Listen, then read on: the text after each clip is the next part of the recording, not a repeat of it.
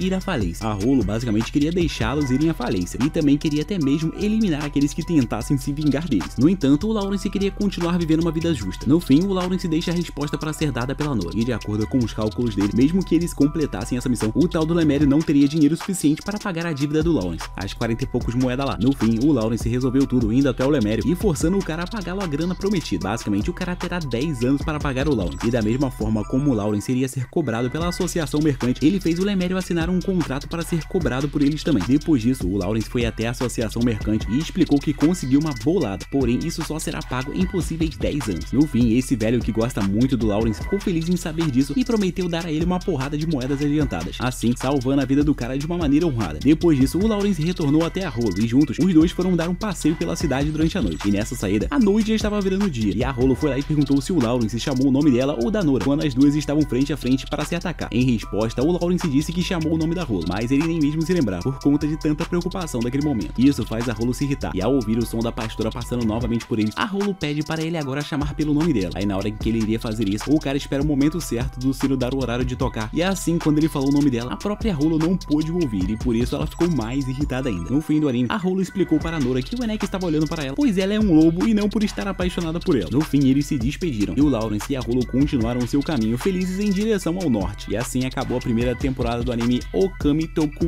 Show, nota 200 Anime List. História bem difícil de entender, mas vale muito a pena assistir. Eu curto.